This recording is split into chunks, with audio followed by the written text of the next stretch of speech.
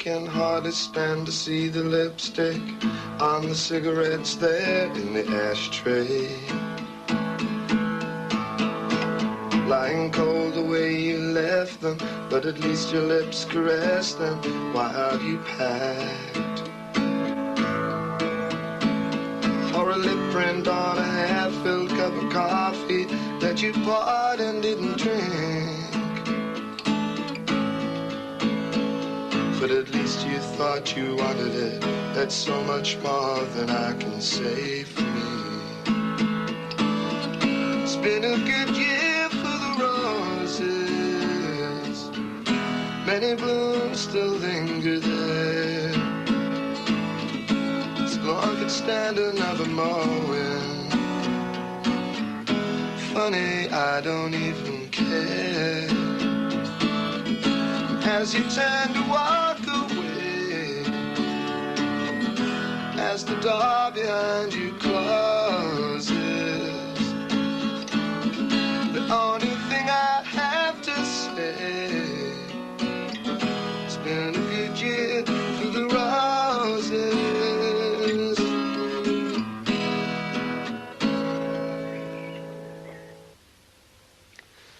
6 months ago, when we filmed Elvis Costello singing that simple song, he's about to embark on a musical journey that would lead to a major change in both his work and his reputation. Having established himself as the best songwriter that the English New Wave had produced, he's about to go to America, to Nashville, to record a collection of other people's songs, all of them from the unfashionable, even derided genre known as country music. He was to take his selection to the legendary Billy Sherrill, who, as writer and producer, has made himself a Goliath of that world through his work with stars like Tammy Wynette and Charlie Rich. Our film, directed by Peter Carr, follows the making of the album Almost Blue in Nashville. We start, though, with a brief look back at the kind of qualities which have established Costello as one of the leading figures of British rock, as one of the most articulate in a frustrated generation which at times seems determined to appear inarticulate.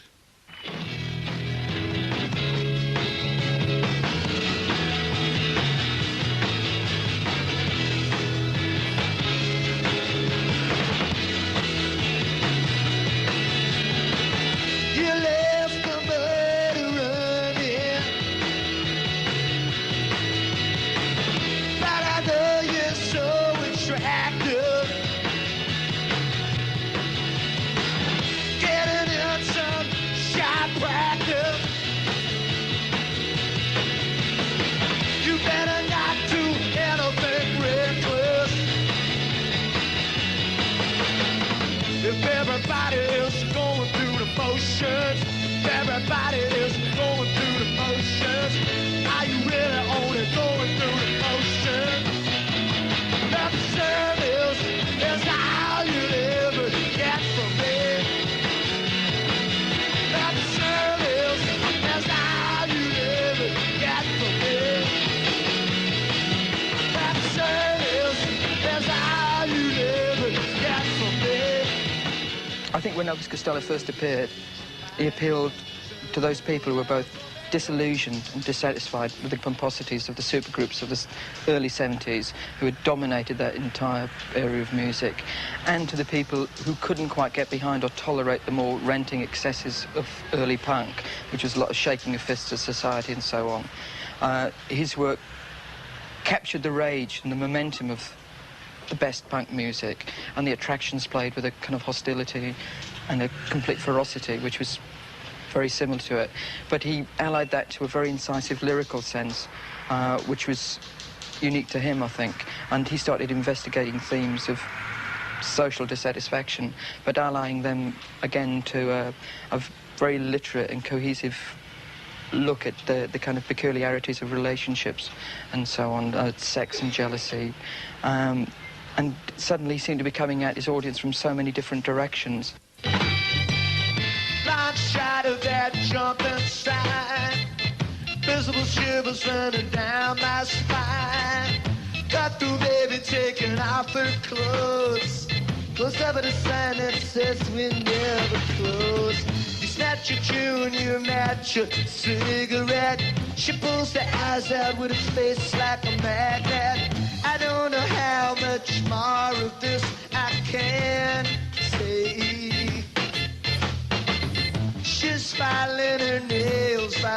dragging the lake. She is watching the detectives. Ooh, it's so cute. Watching the detectives.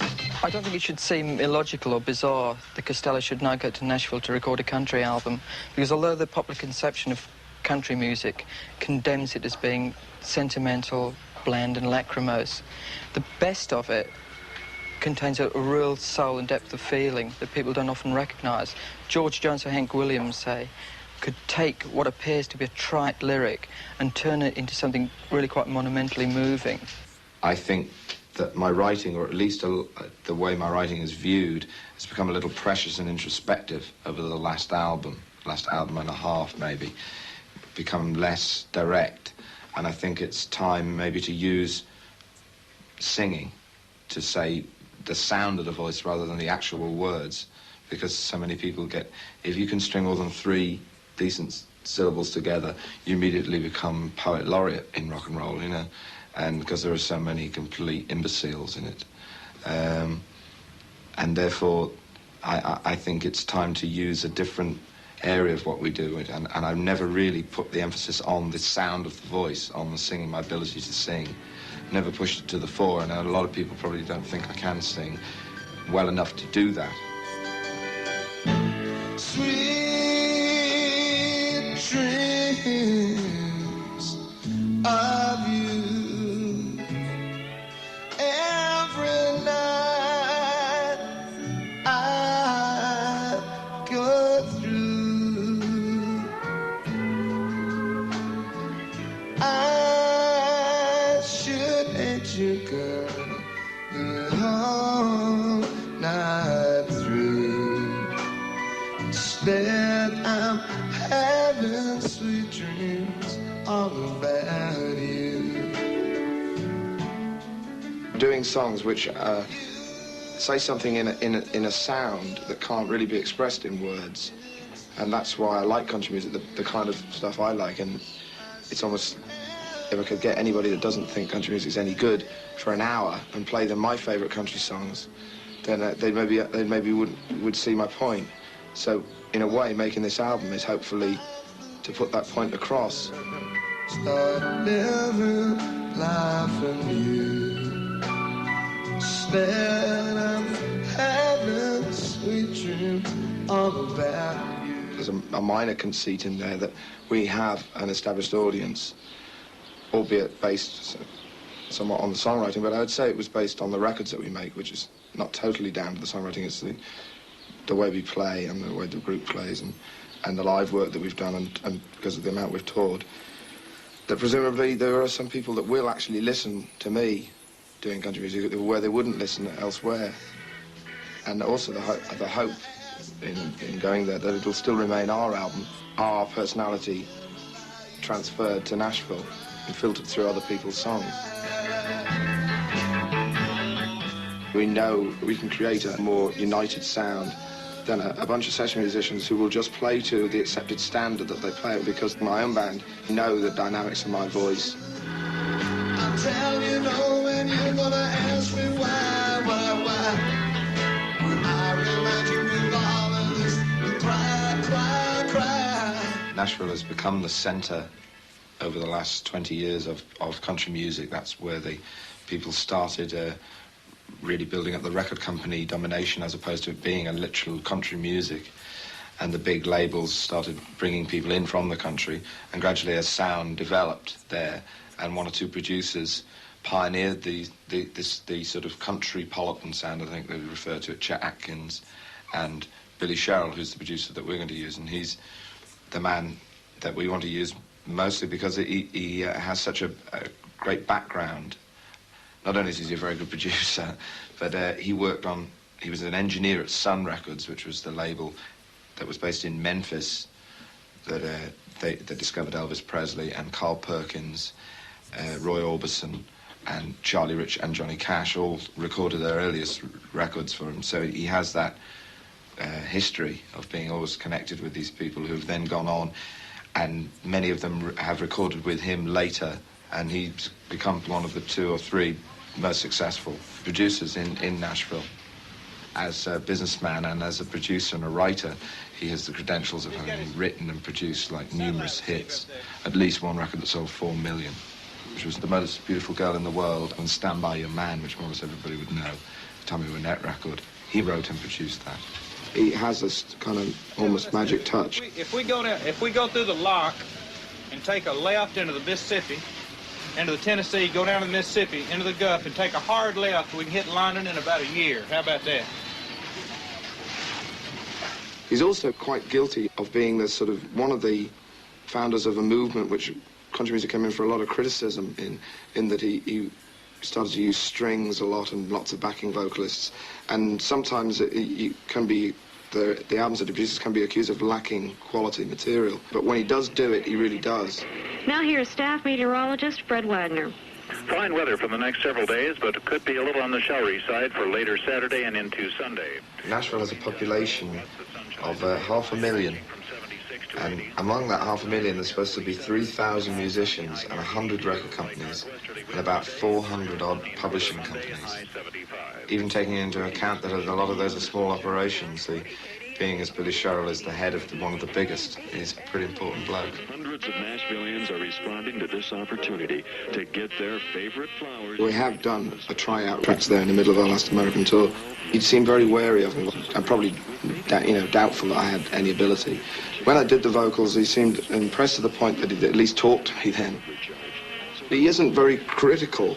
He seems to go silent, from my experience and what I've been told about it, that if he leaves the room for anything over half an hour, you know you're doing something wrong. Old stuff, new stuff?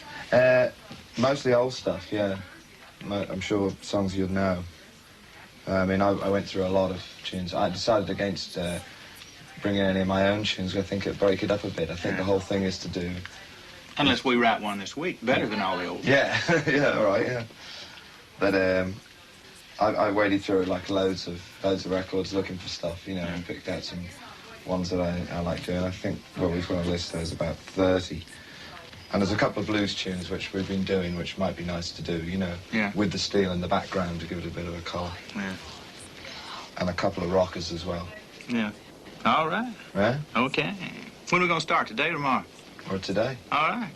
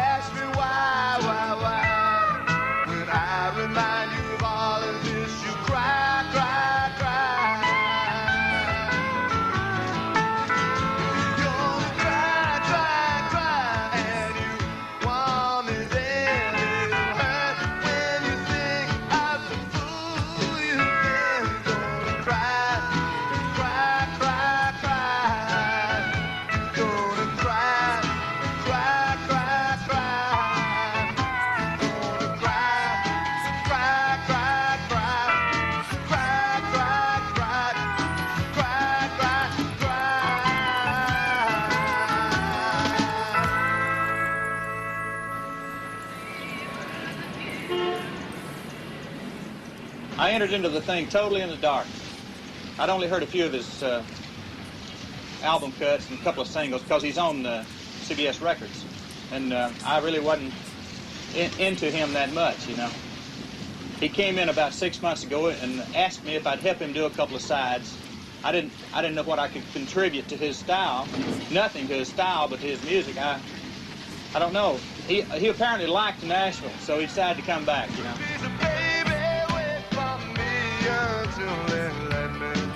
Out again.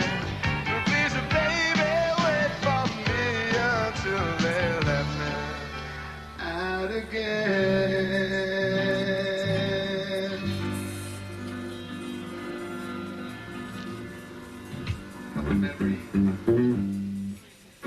Yeah. Elvis. Yeah? You sure know how to make a guy feel old. I mixed the original one on Charlie Rich 20 years ago. Are you saying drunk on purpose? The original lyric's loaded now. Yeah, I know. I prefer drunk because loaded isn't the word I'd use. Okay. I got this. Hey, Pete, hit me your #1 tom there, babe. Can I have a bit more vocal, please? Sure. The conversation. All right, you second one now, babe. Beg your pardon? No, I was talking to Pete. Thank you. I got squiffy. All right, should we do it? Yeah. Here we go. 1, 2, 3, 4.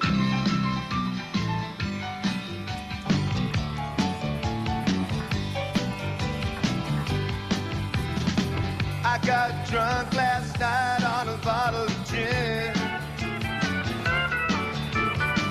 and I had a fight with my best girlfriend. When I'm drinking, I am nobody's friend.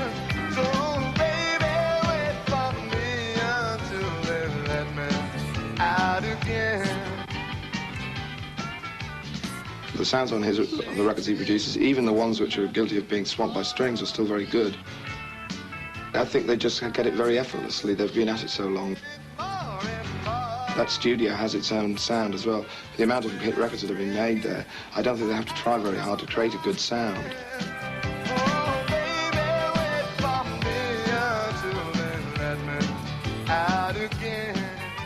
Now, country music is all lyric. And if Elvis can get these songs across, which I think he has, from an honest point of view, I think country music is also honesty, and I think Elvis is very, very sincere in what he does.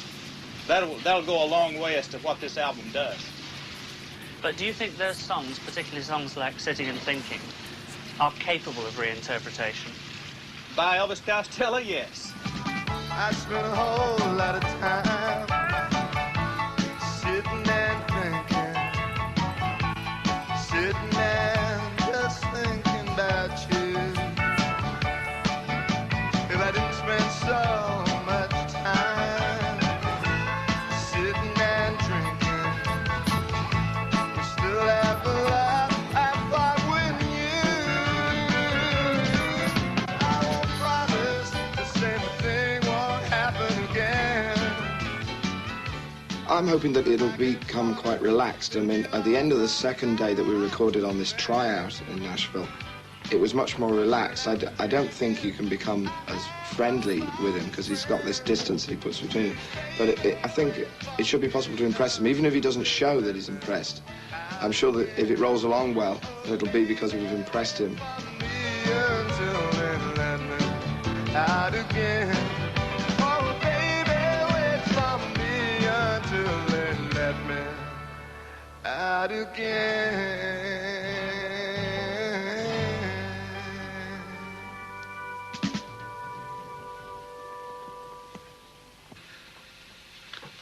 Okay? Yeah, well, that sounds like... Sound like Sitting and Thinking kind of rocked up a little bit. Not too much. I don't know. I mean, why not do it like it's always been done? Sounds pretty good. All right, maybe we'll lay off it a bit. Let's try and lay off it a bit in the bridges. Yeah, because that's where it really... Because I'm only singing quieter there. You want to just keep it rocking all the way, eh? Well, did modify it. You don't think we want to... Well, it modified, yeah. It got a lot simpler in the bridge. I think it's a lot better than what it was. Yeah. I do like it rocky like that, though. Yeah, well, it might be too much of a departure to hit the 2/4 there in the bridge. They had one mistake in everything. Somebody, between the two first verses, somebody didn't fall back to the 5 chord there. Bass. I'm not going to say who it was, but he's playing bass. I mean, there's songs that I've been playing and singing and listening to for the last 17 or 18 years, so I would have a biased opinion of those songs. I'm worn out on the songs personally, but I can't let that get in the way of whether or not Elvis Costello could have a very successful run at it, you know. I mean, all the songs, Ray Charles did an album, Modern Sounds of Country Music. And as far as I was concerned, all those songs had been hits, but that meant nothing because Ray Charles took it into a whole different media. And so Elvis might could do the same thing. Hopefully we can, you know. You think you might be able to? I hope so. Buy another boat. And my arms keep reaching for you, and my eyes keep searching for you, and my lips keep calling for you, and my shoes keep walking back to you, and my shoes keep walking back to you. Sweet dreams of you every night I go through. I should hate you, girl, the whole night through. Instead I'm having sweet dreams all about you. The judge forgot to tell me how I'd live my life alone, what I would do without you after loving you so long. You didn't seem to care that I'm still in love with you. You changed your name from Brown to Jones and mine from Brown to Blue. I like the sound of the sad songs. Maybe it'll be a very melancholic album. But, I mean, there have been... I mean, some of my favourite records are my two favourite Frank Sinatra records are No One Cares and Only the Lonely, which are exclusively sad songs. But listening to them isn't necessarily depressing. It's not like listening to Leonard Cohen or something. I mean, it's, you know, it's not wrist-slitting music. I think there's that sad country is like blues. It's kind of uplifting.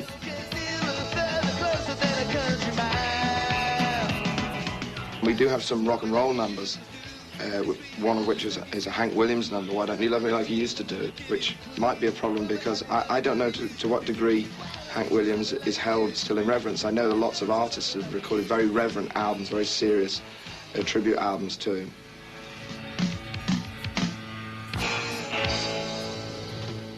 You know that's the wrong chord on the worn out shoe. Yeah. It should stay on E. It should stay on E. Worn out shoe. Love me like you used to do. I come and treat me like a worn out shoe. I mean, that's the original. It doesn't matter. I think it sounds better. Yeah. We've arranged it like that.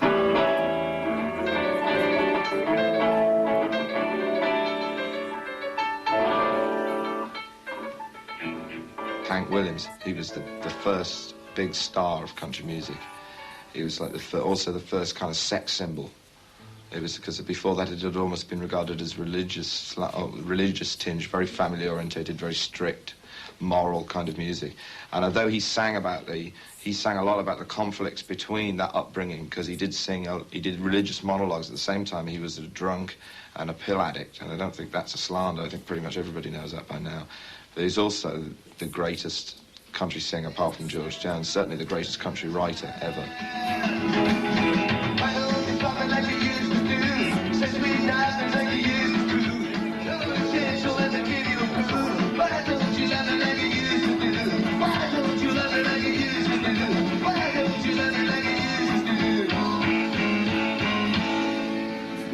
mind to do it like a Jerry Lee Lewis rearrangement, which I'm interested to see whether he takes a dislike to that, because rock and roll is often treated as a little bit of a joke on country records. Yeah. Can we keep that one? Sure. I got a call here from Hank Williams. He's turning in his grave. Bit of a shock to the system. What if we played it back through the phones? Everybody just played what they did again. Double everything. I never did like that. Let's do that. No one's ever done that. Play the same. No one's ever done that.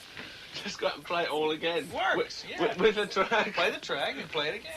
I bet Slade have done it. I wouldn't mind having a go.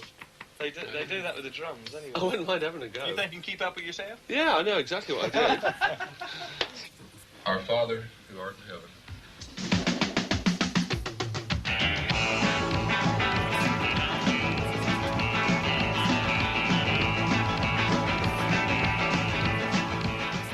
Well, I think that Billy Sherrill double bluffed us on that. I think he realised we were setting out to outrage him, and then he deliberately went over the top. Why don't you love me like you used to do? Ain't had no loving like a hundred and this was in the bar. Why?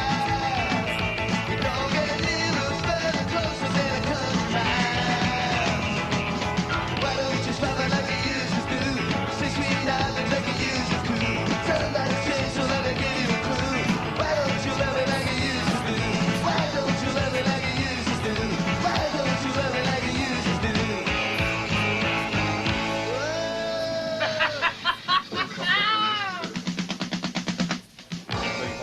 You left it in the other room? Hank left the grave. He's on the way over here. I loved it. I really did. Especially after we doubled everyone. But that's another case in point. I've heard that song since I was eight weeks old, you know. And I think it's a good way of doing it this way. It's the only time I've ever heard it done this way. In fact, this is what I thought he was going to do with all the other songs. Because that was the one song that he thought you might react badly against. No. I think he gave it a very unique rendition of the song. And you like it? I may become an Elvis Costello fan after all.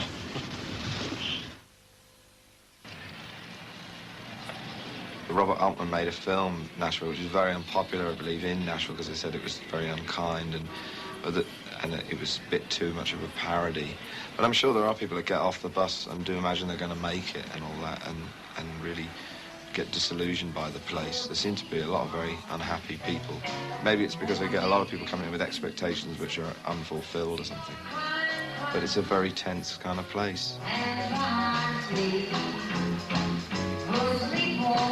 That's probably the least comfortable I've ever felt in America. I mean, I find it much more threatening than, say, New York or any part of London, you know.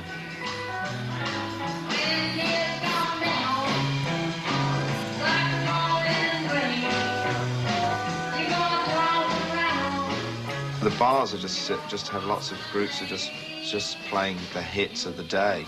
Somebody was actually shot for not knowing one song in a couple of days after we were down there. And it's just very uneasy. Something ugly is almost certainly going to happen, you know, and it does. People do get shot. It's very easy to get a gun, you know, and you go into places and there's guns, and these are not guns for shooting animals. These are guns for shooting human beings.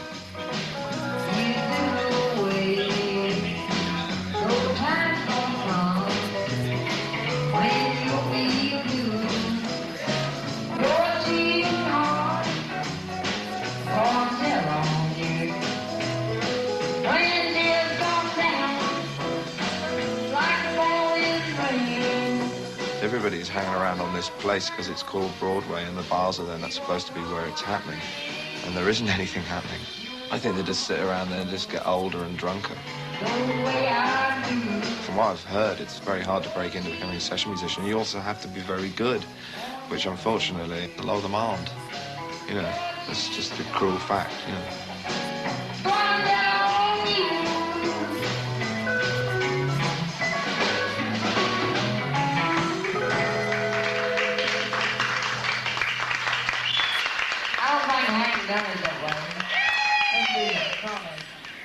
I'd like to try a number now. today one of mine, Tears Before Bedtime, then... Yeah, okay. I mean, because it's quite a simple one to just learn up quickly. Well, one of yours? Oh, Billy Sherrill got really excited when we started doing something a bit different. You know, it's actually made some sort of contribution to it. Maybe I'm being a bit paranoid, but I got the feeling that he doesn't really take me that seriously, like, as a country singer. It's like when we're doing the older numbers, it's like, to him, that's what he does all the time. He definitely got more excited when we were doing something. Do a bit of original, and then an original bold production movie. Don't you think in a way, though, he was just trying to double bluff us? Like, well, I think he sort of knew that we were trying to shock him. That as well. Otherwise, he wouldn't have said that thing about, you know, Hank's on the phone and all that. So with this song, the first song we do of mine, you know, if it goes well, then maybe we should try a couple more. I see that strange look in your eyes once again. Name on the tip of your tongue, 'cause I'm a woman and not a man. I can conjure up the ghost too late. The balance of a love that is soon just hate. There'll be tears before bedtime, there'll be trouble tonight. I don't want to talk about it anymore. I don't want to fight.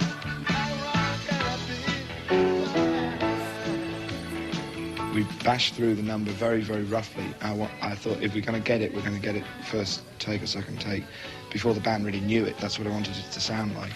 Billy obviously didn't think it worked. He made a comment, he said, it's country music in terms of the lyrics, but not in terms of the music. Yeah. Very good. Right, Steve.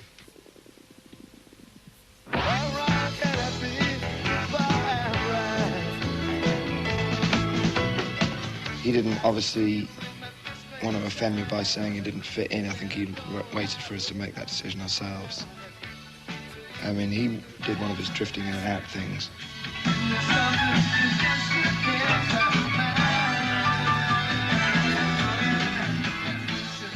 He hasn't shown any interest in what we're doing. I just don't think he actually gives a shit what we do. No, because he did precious little with the song that we went in with today. You know, he didn't really get involved. He just completely abdicated his responsibility while we recorded that song. He's admitted, he told me, he said that he's trying to feel it out. I mean, he's still actually trying to figure out what is it. Well, by the time we've all figured it out, the whole thing will be finished. Anyway, so it doesn't matter. That's the idea. I think that sort of occurred to him today. Yeah. It occurred to me as well. We don't know how much he's working and not working, you know, because how much he understands us, because it's not a totally different thing, you know, particularly when we go out of this area. He can sit there tight and produce any of those straight, you know, traditional numbers, or, you know, like 40s and 50s numbers, and because that's part of his whole background, and then he can do that automatically. But when you do something outside of that, he doesn't seem to do anything. I guess I would be called a slick country producer. It'd be very easy for me to pick up the phone and have a guitar, bass, piano, drum, steel guitar in the studio within 15, 20 minutes. These guys do not play like Nashville musicians. To me, musically, they enhance Elvis, his style, and his voice. I think it would have been detrimental to the whole project to try to bring in some of my well-oiled Nashville musicians and put them behind Elvis Costello. And my silence is what's the word? After a take, congratulatory.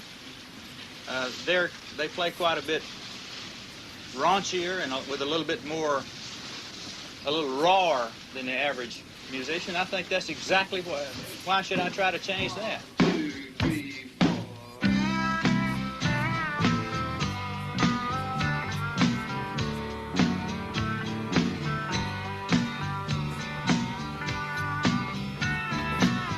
I got loaded last night on a bottle of gin. On the Friday, Billy didn't turn in. I'd been sick earlier in the week, and he rang in saying that he thought he'd got the same bug. And we carried on recording with just Snake. And I think we started to think, at one point that he was maybe starting to lose interest. And we managed to get down a couple of things which we'd tried before, and we got the versions that I think that we needed, particularly Sitting and Thinking, which ended up being more, actually, in his absence, closer to Billy's idea of the arrangement, well, just closer to the original. And each time it happens, I hate it more and more. When I'm drinking, I am nobody's friend. I've taken a big cross-section of songs. Some of the songs are by lesser-known artists in England, but certainly well-known in American country music.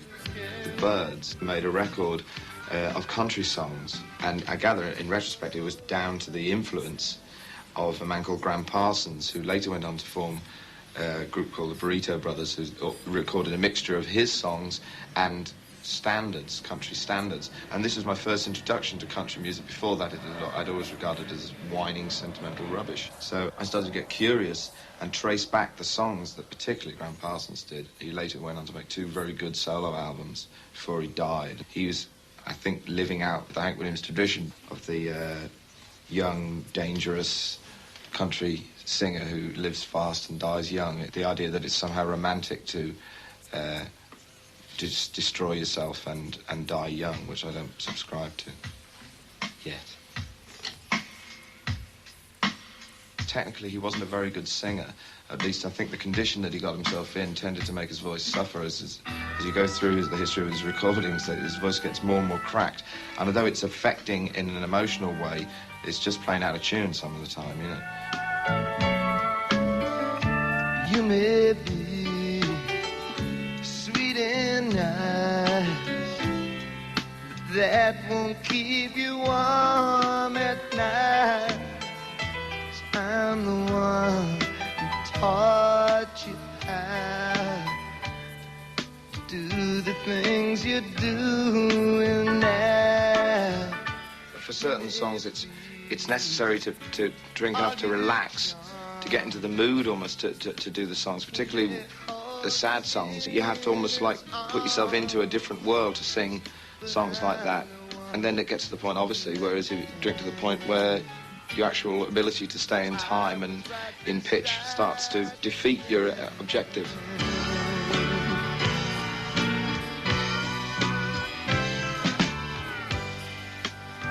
Once upon a time, you let me feel you deep inside.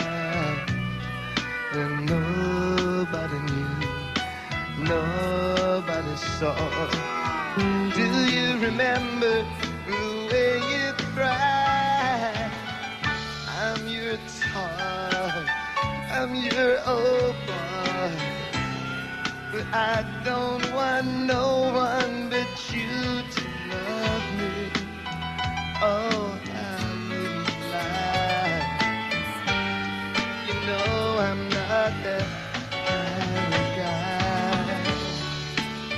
The other one, I'll sing over it if I can't do the same kind of performance as I just did, and that is my best performance of that song that we've recorded. Yesterday we're talking about now, right? Yeah. Well, it's a pity we couldn't have had the best performance. That's of the fair enough. back They end would as really well. be able to see as well. That's wrong, isn't it? Yeah, well, they don't always coincide. Sometimes it's, you know, I'm quite happy to put some of the numbers where I don't sing at my best for a good feel. Like, you know, Sitting and Thinking, like that version. I mean, it's not the best vocal I've ever done in my life, but then again, the song doesn't demand that from a singer.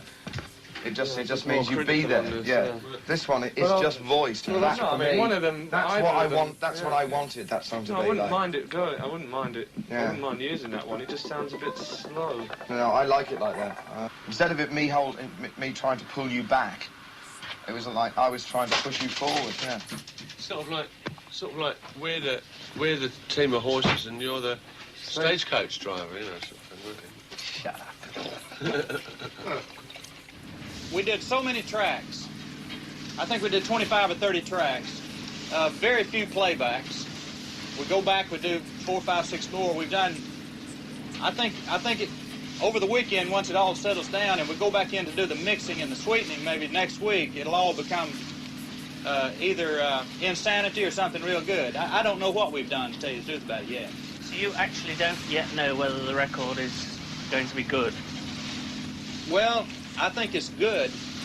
But commercial, well, that'll remain to be seen.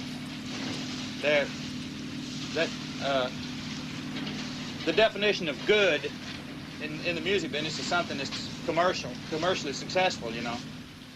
I won't know until I've lived with the stuff a lot longer how good it is in terms of performance, emotional, lasting quality.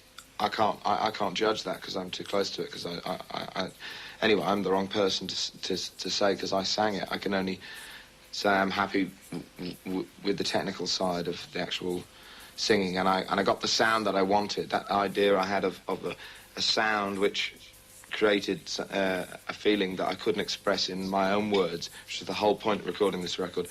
A lot of the tracks have achieved that. There are several instruments, I'm sure, that we'd like to add to what we've already done. We've got very simple, basic tracks. I think we'd like to probably add some color instruments, vocal groups. Elvis, I think, would maybe like to overdub harmonies with himself, and then we'll mix her down, you know, see what we got.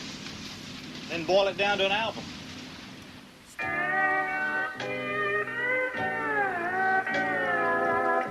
They tend not to come in as well. The strings they use very subtly. The singers drift in, as do the strings. You know, they use them for dramatic effect to build up the arrangement.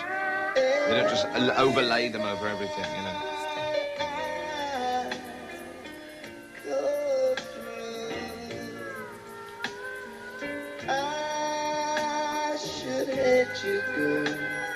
You go all night through instead of having sweet dreams all about you.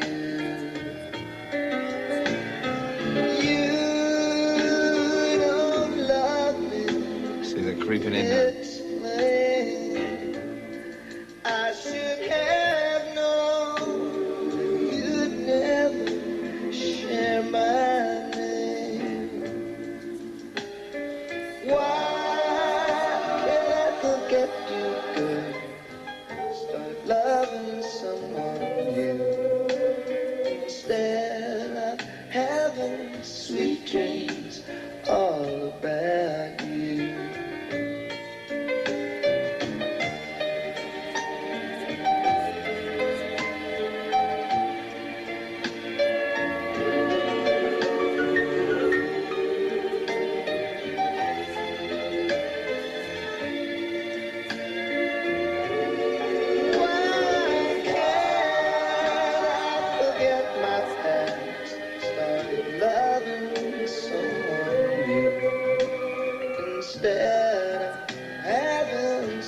dreams all about you. This bit coming up is really where they've really added it. Sweet dreams of you. Every night I go through. I should let you go all night through. Instead of having sweet dreams all about you. Instead of having sweet dreams about you.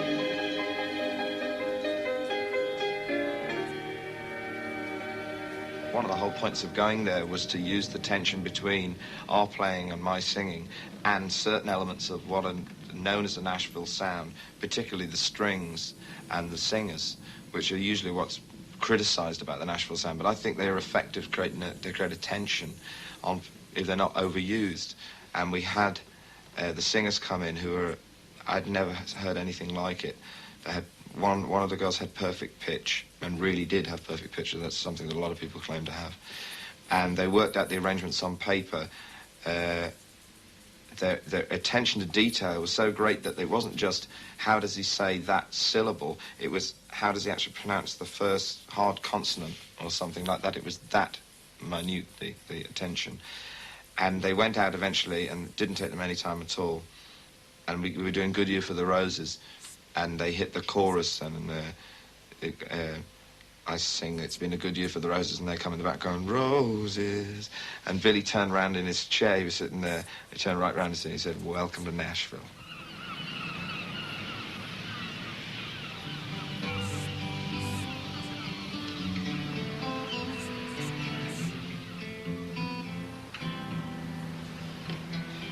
We wanted to do a live performance of the songs, but because John McPhee, who plays steel and guitar on the album, lives and works in America, we decided to just do one date. And rather than doing it in a club full of posers in London, we've decided to do it in front of a proper country and western audience in Aberdeen.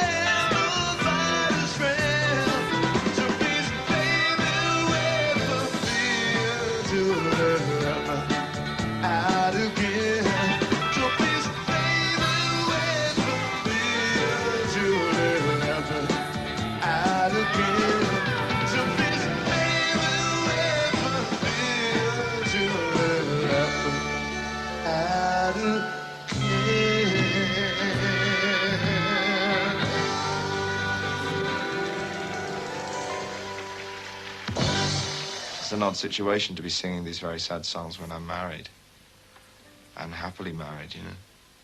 But there's a sadness comes out of the past rather than the present. There's an element of self-destruction in it, which I think is quite evident. I think it's evident in the sound of the voice.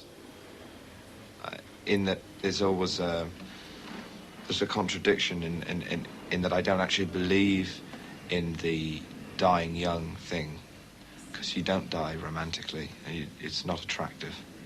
But at the same time, sometimes I find myself inexorably drawn towards that. And certainly the songs that come from that kind of area. I don't think I can't work out in my mind whether I'm flirting with it or whether it's starting to take me over. I think this business sucks you in eventually. It's not really based around truth. I have had the disturbing feeling that what I do is more based around perversion of truth for quite a while. You may be sweet and nice, that won't keep you warm at night. 'Cause I'm the one who taught you how to do the things you do now. You may feel all your charms, he may hold you in his arms, but I'm the one who let you in. I was right beside you then.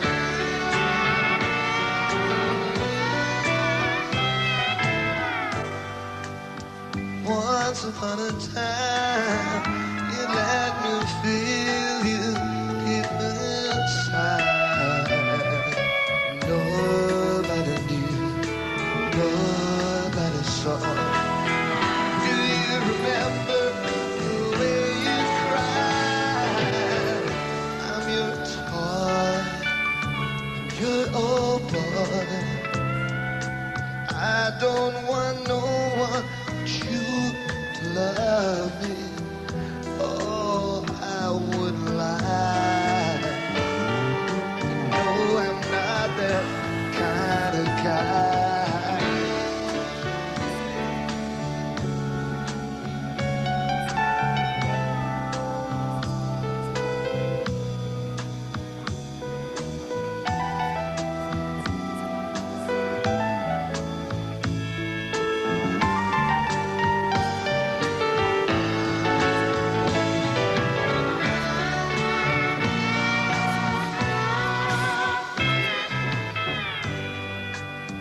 Once upon a time, you let me feel you deep inside. Nobody knew, nobody saw. Do you remember the way you cried? I'm your toy, I'm your old boy, but I don't want no one but you to love me. Oh, I would lie. You know I'm not that kind of guy.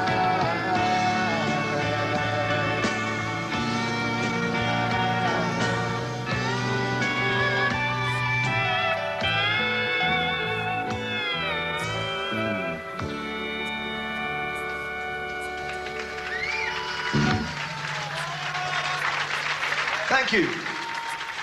Elvis Costello. Next week, it's travel writing with Jonathan Rabin on the Mississippi. Good night.